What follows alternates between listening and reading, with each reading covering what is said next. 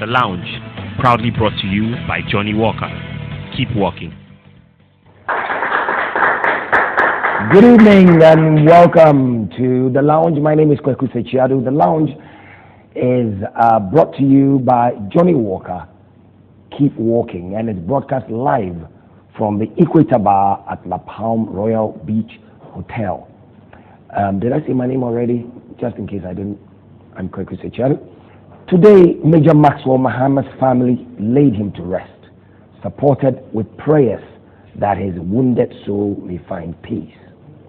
The nation mourned with them and covered them with love, where the cruel, insane beasts drowned him in his own blood. I too share their heartbreak. But as the mourning throngs move on after the funeral festivities to carry on with their lives, the rawness in the souls of the bereaved often remains, and in the quiet of night, their amputated hearts pound in mournful and painful torment. So how do the bereaved cope? How do you cope when a part of you, yes, a part of you, lies decomposing in the grave among the dead? When your best companion is just fond memories? What can friends and family do to help? Should we be reaching out to psychologists much more than we do? Tonight, we explore life and living after death. My guests are Professor Ernest Dumor, a retired academic and public servant.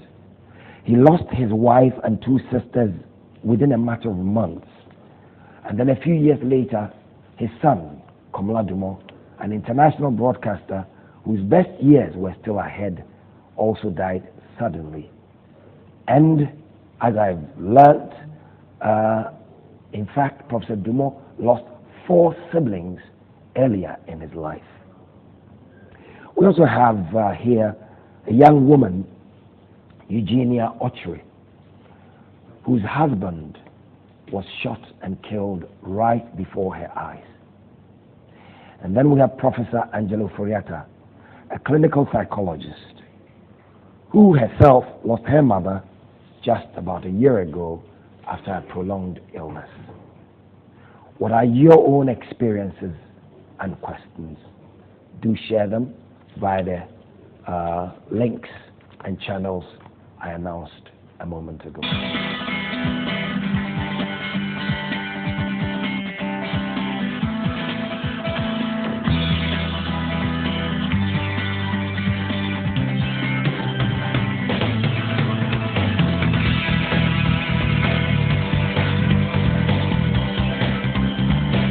Thank you very much for joining us. Thank you. Prof. Angie and Eugenia. Thank you. So let me start with you, Prof. I know this is a heavy subject, and I suppose because of that we kind of have avoided it. But I thought that on the occasion of Major Maxwell Mahama's burial, we should tackle it. So I begin with you. There have been so many bereavements in your family. Never mind, I'm sure, close friends and aunties and so on and so forth. You lost 4 siblings growing up, then 2 siblings and your wife in a matter of, 6 months? Then Komla. How the H do you cope? How do you manage still to smile? Thank you very much for having me on this program. Let me take the opportunity first and foremost to extend my very deep sympathies to the Mahama family and to simply make reference to a verse in Corinthians which says that He, referring to our Creator, gave us the manifestations of the Spirit for the public good. So for me, Major Mahama lived his life for humanity. That's what God expected him to do.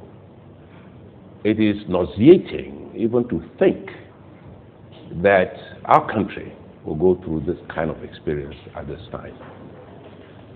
I know how they feel because I've gone through it for so many years. It's really difficult to actually say how you are able to manage grief. But I think the beginning of it all is having faith. After all, God created us to joyfully serve Him and to serve others. And I recall that my late wife, who became chronically ill for 25 years, and I had to take responsibility for her completely, seeing her wasting away. And I was with her 2 hours before her death. And as I was driving the following day to the hospital, my former executive assistant called me from Kumasi and said, "I've heard your wife has passed away."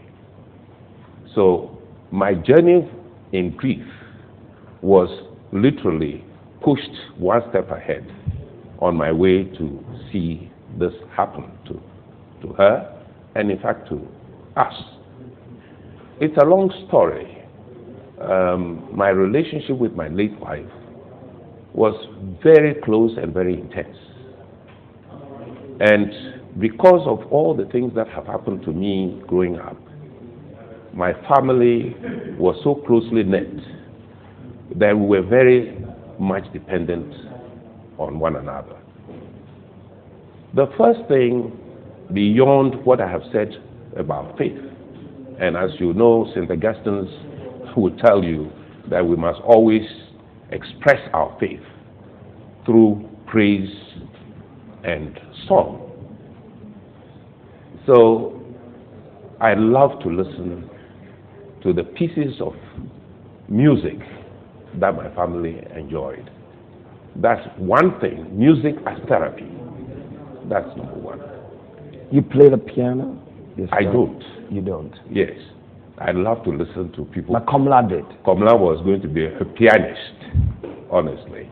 And so the family was just, from a musical tradition. So, music lifts you up. So I love to listen to music, especially the music commissioned by the Catholic Church. Starting from Mozart, for example, or Bach, all those people, and Handel, they were all commissioned by the Catholic Church. And the music was tailored in order to help you to worship God. So in every situation, I found myself having to worship God.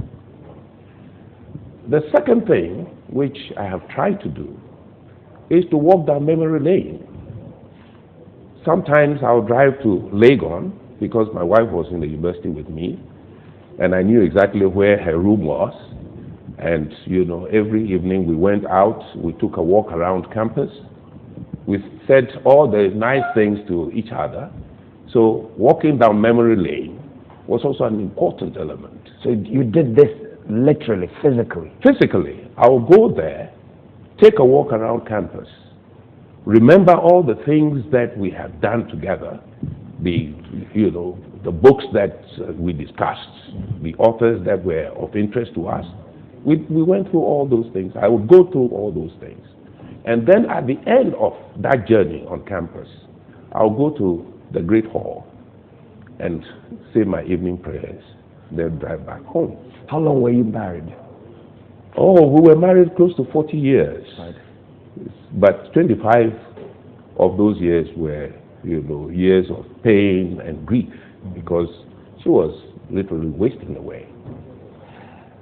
Anyway, the other thing that I did in relation to my late wife, just simply to overcome the difficulties, was to go back into our library and kind of go through some of the things that she had written. She was writing all kinds of things. And so I felt it was my responsibility to go through the material and make sure that someday they will be published. So it took my mind off, and I was kind of enjoying, what I was reading. Even though she was not there, I felt good that... You felt her presence? Yes, I felt her presence. Then, of course, my sisters came into the picture, and I just got confused. I didn't know who else, I'm grieving for. Right. Because after your wife died, then your two sisters. Two sisters. So it was a combination of things, and you experience contradictory emotions, and you're really lost somewhere. But as time went on, and let me say that I got permission and had her put behind my bedroom window. So I felt she was there. So she's buried behind your... Behind my window. So I would get up in the morning, look through the window. I had the light over, the grave, and just simply feel her presence. And of course, I did encounter her in my dreams and so on and so forth. So, these are things that would happen. And you feel things coming alive. It's only when you wake up in the morning and it is not real that you begin to cry. And crying is also another way of overcoming grief. So, unfortunately, our culture wouldn't allow males to cry publicly. So I go into my bedroom and shed tears. Real tears, like baby crying. And it's very therapeutic. So I didn't hold back. When the emotions are overwhelming, I was quick to cry out. I thought I was getting over this experience. So the 5th anniversary of her passing was a great opportunity for me to say, okay, that chapter is closed. Everybody came, all my children, came. Komla came from London and so on and so forth. And it was a great opportunity for all of us to begin to feel that we had to move on. And that was how it was. Komla did a few things that I still grapple with. He came and said, after we finished with the event, he came and said, oh, the TV you have in your living room is no longer useful. They have something new. I felt he was, disturbing my peace because I was quite comfortable with what I had in my living room. Then he went into my bedroom and said, oh, the water heater you have here has to be replaced. I protested. Then he drove into town, came back with a flat screen TV, set it up, everything was done, and I said, what's wrong with you? Why are you wasting your money? And then, of course, he finally left. But before he left, he said, look, Daddy, when Mommy passed, everybody was there, to wish you well and what have you, but you're going to be alone. You've got to develop mechanisms for coping with this.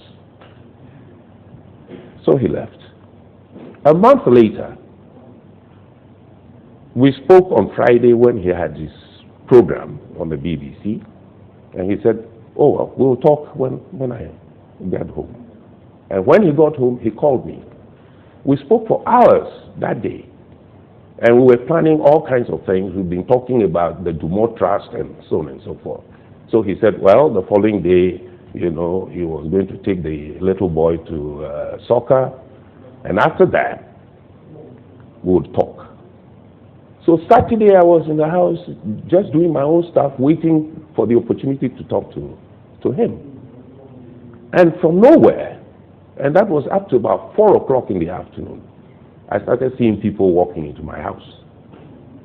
That was strange. And not knowing that the story had been all over the place. And people were finding it difficult to tell me that this was what had happened. Then finally, my cousin-in-law, Mrs. Quarty, came in and I said, Auntie Alberta, what the hell are you doing here? She said, oh, just relax. We have some news for you.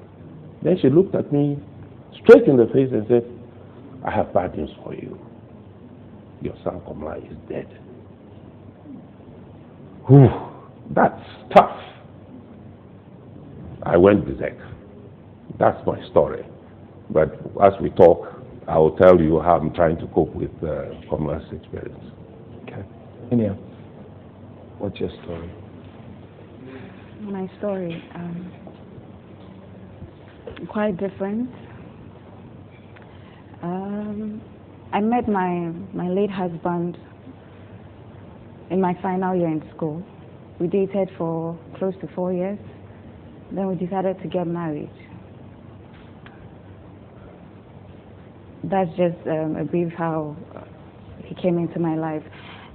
A weekend before the unfortunate incident, I wasn't feeling too well, so he had to rush me to the hospital. So because of that, I wasn't able to go to work the next day. And he also decided not to go to work the next day. So we spent time together, not knowing that was the last time we'll be spending together, not working, not busy, just spending quality time together. How long had you been married? 4 months. 4 months, just 4 months. But the next day was a Tuesday, so he had to go to work. I still wasn't feeling well, so I stayed home. So he got home that evening. We had dinner, a normal chit-chat, and went to bed. So normally he sleeps quite early. So at about 9:30, he was fast asleep. But by then I had taken seeds, so I struggled sleeping at night. And mind you, the lights were off, so the weather wasn't so friendly. And we had our neighbors' generators with the sound. I struggled to sleep, so I slept close to midnight. So at about an hour later, I heard an unusual noise coming from the hall. Initially, I brushed it aside, but then I realized it was getting intense. Then I realized something was actually wrong. So I woke him up, and he woke up abruptly as if he knew what was going on. I figured maybe he also heard the sound from afar, but also brushed it off. So he woke up suddenly, told me to stay in, and he went to the front door. But the apartment was in such a way that the bedroom is directly linked to the hall. So I stood at the door of the bedroom, and I watched what was going on. Then you could tell that there were people behind the door trying to break in. So he stood behind, trying to force it closed. But then there were about 3, so they were able to overpower him. So they broke in, and suddenly they started shouting and ordering him about. And because of the sound of the generators, nobody could hear us. Nobody could hear us. So then I closed the door. I came in like he had instructed. I put on something, and I didn't know what to do. Honestly, I kept on pacing up and down. And he was at this time engaged with the robbers. Yeah, with the robbers. So I wanted to go out to see what was going on because I was curious, I was nervous, I was helpless. But then again, I was, in that moment, you have so many things running through your mind under a minute. I had so many ifs, what if? And I was like, what if I open the door and I catch them by surprise? And out of reflex, they just shoot or something. So they had weapons and you could see? I had closed the door. I was behind. So right. Yeah, so I didn't see whether they had weapons or anything of that sort. So I stayed in the bedroom, so the door closed. I wanted to make a call, but then again, so many thoughts. What if they enter abruptly and see me with a phone? I mean, you calling the police on them, they wouldn't find it so amusing. So that was also a struggle, but I finally decided to do it. And when I picked the phone, the battery was dead. Oh, no. So I couldn't call the police. So I just stood there in fear and panic and tears. And I could just hear them from the hall. It was quite faint, but I was still sort of ordering them with noise, with hitting, and all sorts of that. Then suddenly I heard a gunshot. And there, my heart just sank. But there's something strange. I just kept telling myself that whatever happens, there's no way they are going to kill him. There's no way.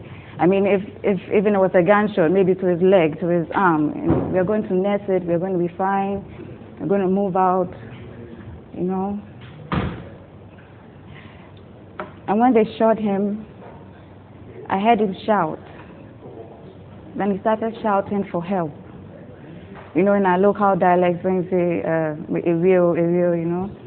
Then you could tell that every word that followed was fainter and fainter, so I could hear him no more. The whole place was silent, so I thought they were gone, till I heard somebody trying to open the bedroom door. So they managed to break in. You know, the bedroom is such a way that you can't hide. There's no way you can hide. There's no closet.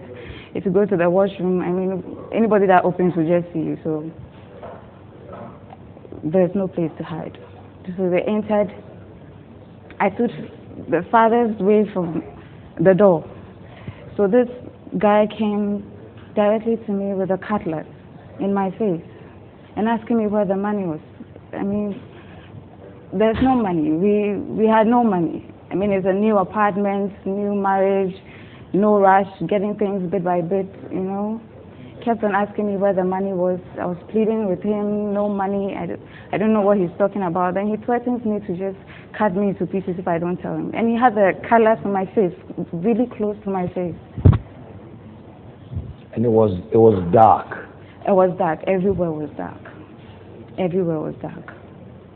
You know. Then two other guys entered. He instructed them to search the room. They searched the room, just ransacked everywhere, picked whatever they wanted to pick. And after a minute or two, they just ran out. Fortunately for me, the guy who stood in front of me didn't touch me. So they ran out. And I followed them to just make sure that they were actually gone. So I went to the front door, made sure they were actually gone. At that time, the door was ajar, so the moonlight reflected in the room. So I went to look for my husband, but he wasn't in the hall. You could tell there was a lot of blood on the floor. And you could tell that, you know, something had been dragged on the floor. So I just followed the trail and to the kitchen, and I found him lying there, face down, motionless. So I just called his name several times. I shook him. Then he made a sound. That gave me some sort of relief. So immediately I just ran out to call for help. His uncle lived opposite, and we had our neighbors beneath us. I went to bang on their door, went to the uncles, ran here and there, until someone came out. And they came out. I told them what had happened, so they rushed up. And you know, at that point, like, I need some sort of, you know, urgency. Like, let's go. I kept on saying, let's go, let's pick him. He's still alive. Let's go to the hospital, like, fast. But I think at that point, they were also now trying to absorb the shock. With all the blood on the floor, he lying in a pool of blood. I think they thought he was already dead. But because I had heard him, and he was still alive. So they tried to pick him up. The towels were slippery, he was heavy, he was also in blood and also slippery, you know, so they couldn't really pick him up. After every 2-3 steps, he falls, they pick him up bit by bit to the car. And they got to the car and they gave up. They gave up because I think they thought we weren't hearing anything.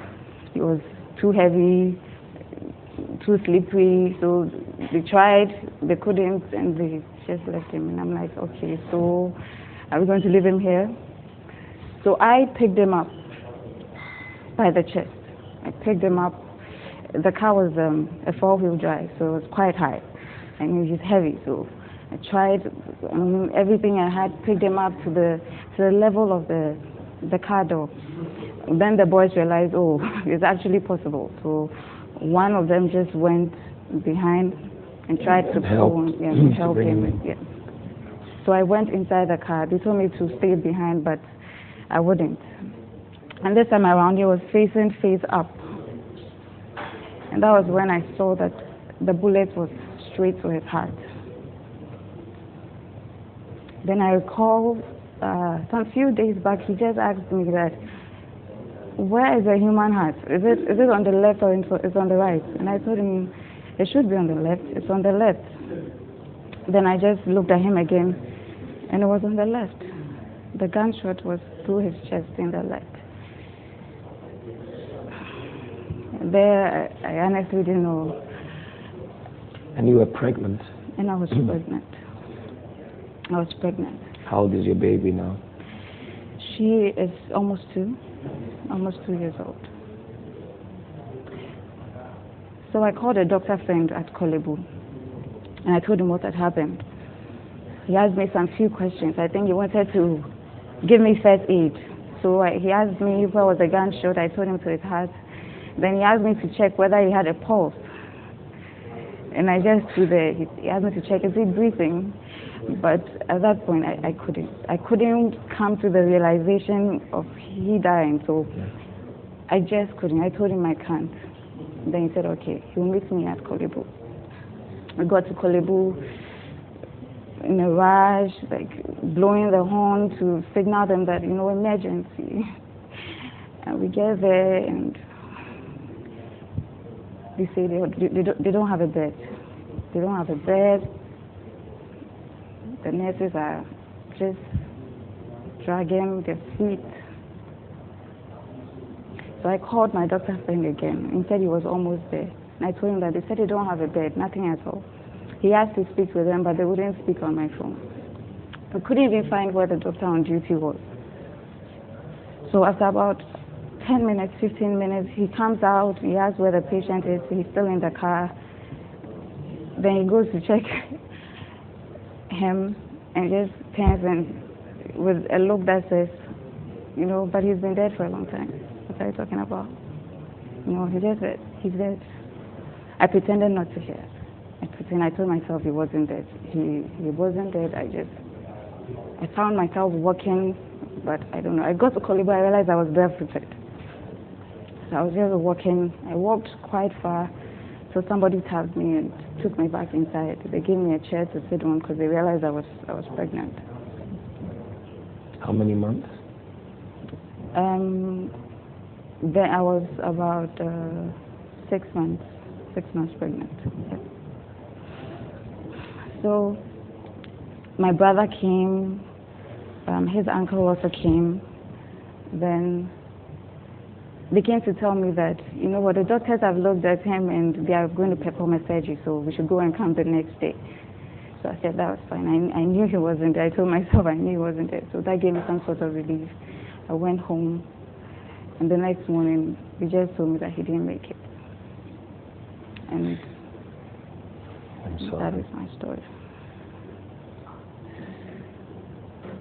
Do you still have, did you move out of the house? I did. You have moved? That same night, my brother took me to my parents' house. How have you coped? Have you coped? I would say I'm still coping. I'm still coping. How do you manage? Some days back, I was actually having a good laugh in the office with my colleagues, and I just paused to ask myself, how did I get this far? How come I'm smiling again and I'm laughing again? And I couldn't place a finger on what I'd done. Are there difficult days, difficult times, difficult places, difficult moments? Yeah. One thing I noticed in the grief process was that initially I would try to avoid some things. I would try to avoid maybe the songs we used to listen together. I would try to avoid maybe the song we used for engagement. I would try to avoid some roots, But one thing I realized was that I don't always have control. You may go to a party and they play that song, and you realize that it just sets you back again. It moves you back to square one, and just when you were healing, you're thrown back again. Then you have to start all over again. And just when you are healing, you sit in a taxi, and a taxi driver uses a certain route you were trying to avoid. You see, so. Do you look at photographs? I stopped looking at photographs. I I stopped looking at photographs because I couldn't bear seeing him and not seeing pictures and not seeing him in reality. So I stopped looking. But after a year or two, I was able to, once in a while, I'll look at them when I'm in that mood of grieving and crying. I'll look at them. But afterwards, I put them aside and live life as if nothing happened. Not as if nothing happened, because you can't actually live life as if nothing has happened. Yeah. I lost my mom a year ago as well. That is your stories I want to hear. Well, my mother had a stroke some 7 years before she passed away. So I saw her, she was almost the smartest woman I knew, and I watched her slowly lose her speech and slowly lose her feisty nature. And she was a pilot. She was Africa's first woman pilot. And there she was grounded. And she was completely grounded. And and I remember one day walking in and she saying, I want to write a letter. I want to write a letter. And so I gave her a pen and a paper, and she couldn't remember.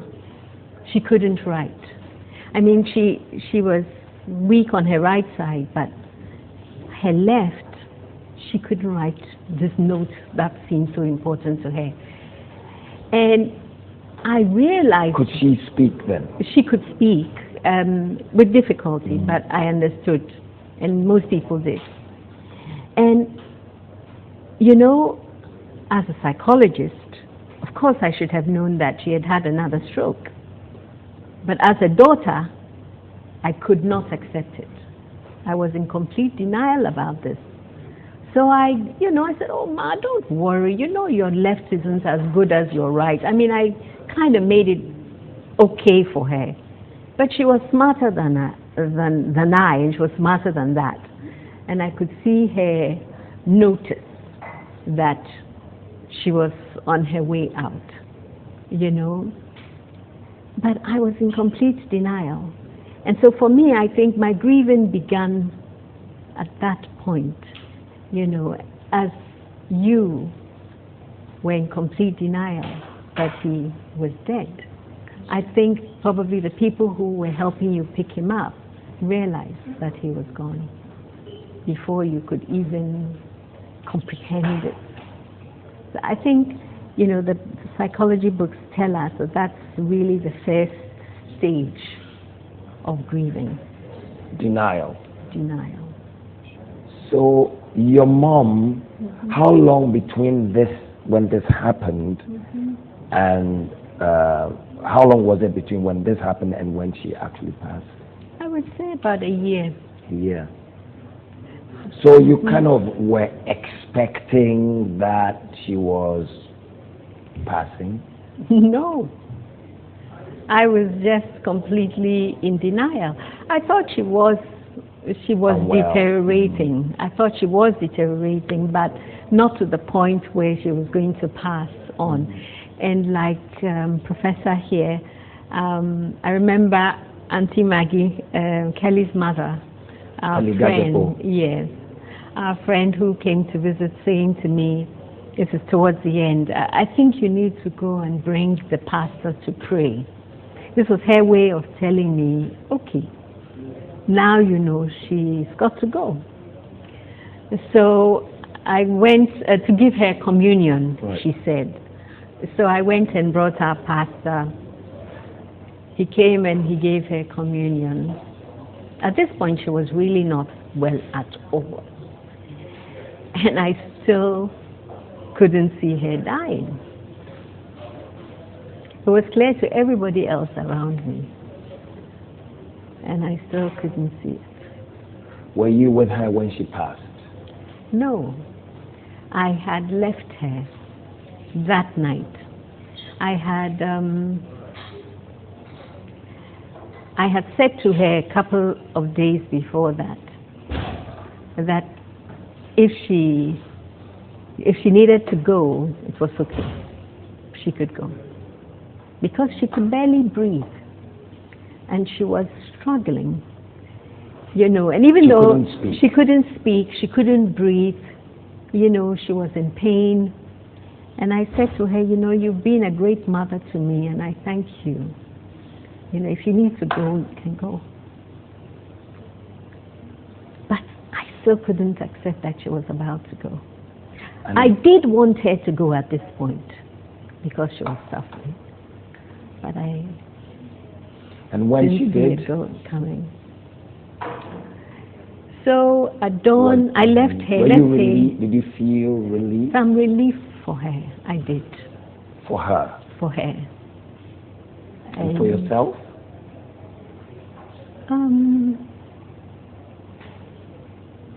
I cried like a baby.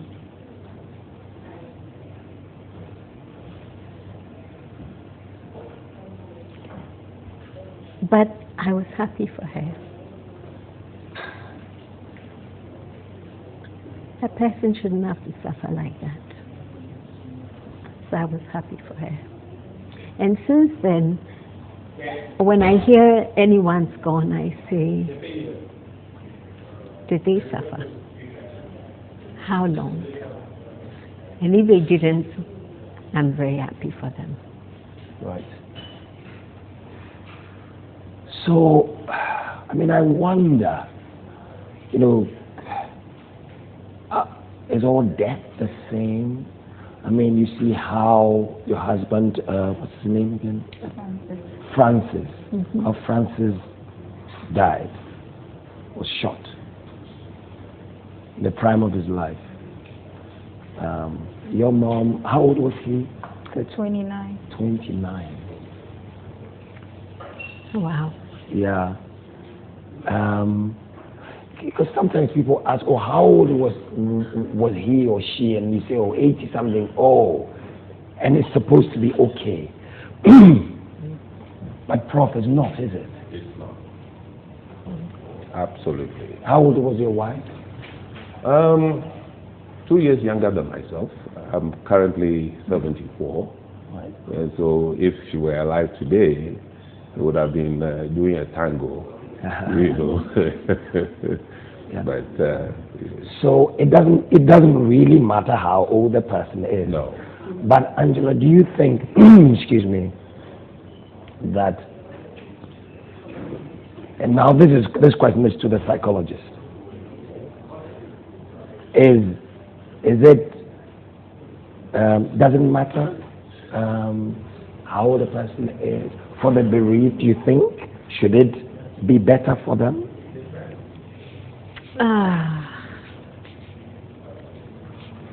I think that certainly the death Not of better, maybe easier is the word, or less difficult. I think so. I think, but if they've been your companion for 40 years, Right. It can't be easy. Right. It can't be easy. Because for you, Eugenia, you'd been married 4 months.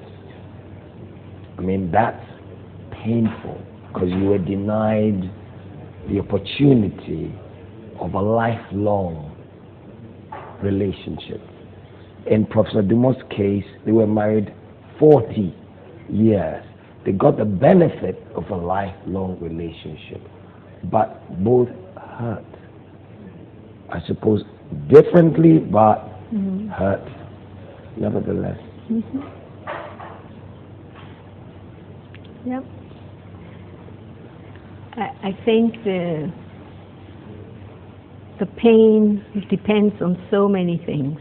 Well, of course, there must be, if I were going to calibrate it, there must be like a generic pain for the loss of a loved one. There has to be a way. There might be, this is a generic pain. Let's say this is the minimum pain for a loved one. Right. Then we start adding. Right. Let's say we add the number of years together. Right.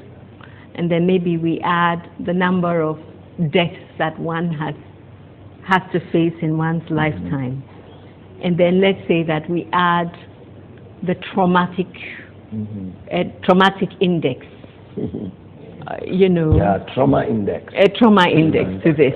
And we are climbing, you know. Yeah. And so they're all, and then let's say that your own upbringing and your beliefs about death, then we are climbing and we're climbing. So there are a number of different factors that go into how much pain we bear and how quickly we get over that pain. Should we be coming to people like you more often? You know, should bereaved families talk to psychologists more? Do we need more psychological, more attention from psychologists more, both for, you know, close ones, the children, spouses, more than we do, you think, from a professional standpoint and from a personal standpoint? Right. You see, if we think about grieving as an illness, then we might be tempted to say yes, see a psychologist more, see a counselor more. But if we think about grieving as a part of life, you know, we're all going to go someday. We just hope that it's not a way in which others are traumatized or in pain. But we're all going to go. So if we have that, and we understand that when you lose somebody, something, a job, a loved one, then you are going to go through pain. And that pain is associated with some physical discomfort, not sleeping properly, nightmares, for example, depression, a loss of appetite, and so forth. When it gets to the point where we're not functioning at all, and the people who are next to us hold our hands, but we're still not functioning, then it's time to ask for professional help. When you've done your part and you know that it's not going very far, then we need counselors and therapists. Yes. I've got a few messages that I want to share. This one is so.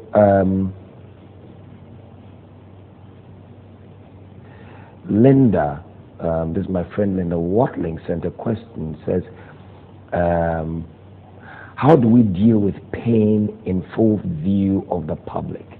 A public that is any one of the following: sympathetic, indifferent, even sometimes hostile. It says, for a loner, and I count myself here, it is because you are able to go to the root, embrace it, and allow it to be. And she says, time does heal. Does time heal? Prof, does time heal? I think it heals somewhat, but not completely. Because I thought that 5 years after my wife passed and my sisters, I was able to do a number of things to make me feel that life must go on until, you know, Komla also that event occurred. So, you know, you would like to see it go away, but it never goes away. You have to do everything to contain it, or at least to manage it. And yes, I agree that you have to seek professional help. But I also have become a little more, you know, shall I say, a little more religious than I've ever been. And I'm also lucky that, you know, our spiritual directors found in me, you know, someone who could help do certain things in the church. And I became one of the extraordinary Eucharistic ministers of the Catholic Church.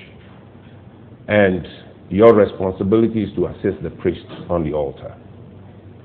You cannot exercise that responsibility unless you are under grace, in the state of grace, which means you have to be constantly prayerful to be able to carry the body of Christ and administer it to the congregation.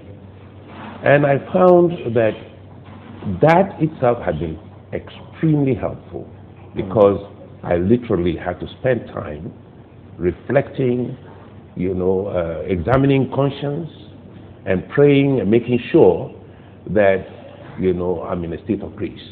In fact, the question that, there's another question from a friend, Kofi. It says, will philosophical inquiry into the phenomena of death make it easier to deal with the loss in the family? He says, I've tried to do that since I lost my mother and a brother a few years ago. And his brother was killed in a gas explosion. He was blown into smithereens, so he was not found to be buried. He disappeared. That's tough, isn't it? Yes. And the suddenness of it. So the suddenness, the unexpectedness of it also would make it very difficult. Do the nature of our funerals, do they help or do they hurt? Absolutely. Your view is they help? They help. They help. Eugenia, did the funeral help? It did, to an extent. It gives you an opportunity to pay your last tribute to your loved one. You see the number of people who come to the funeral, and you feel the love. You feel that all these people are here to extend their condolence. The people around, I believe it did help to see the kind of people who were there. Prominent people also were there, and an opportunity to pay your last tribute. I didn't want to read my tribute, but I had to gather the courage to do that, because I thought that was the last time I would actually get the opportunity to speak to him directly when he laid before me, and I think it does help. Do you remember his last words ever to you? His last words, the words that keeps on ringing a bell in my ear was, I was the best thing that ever happened to him. He said that several times, and he made a portrait out of it for me. Yeah. Do you have his clothes? Do you keep some of his belongings? I have some of his clothes, yes, I do. And Angie, your mom, I'm sure you rummaged through her things. You didn't? No, I'm still dealing with this matter, people. I'm just a year into this matter. Yeah. I've cleaned up her house. I've locked up her room. I'm telling myself that I have to now go and disassemble her house, but I haven't done it yet. I have her pictures, her picture in my house. I go to her house sometimes, but I'm taking my time about this. No rush. Is there a rush? No. There's no rush. But yes. these, you asked about our funeral. Yes. My mother was in the military, and they did a wonderful job. You know, they're very solemn in their... Yes. And I was glad that they did for Major Mahama, because I remember getting a lot of peace from it. The Air Force flew a plane over my mother unexpectedly as we brought her out of the church, and there was the squadron. And they marched her to her grave in the military cemetery. That gave me peace.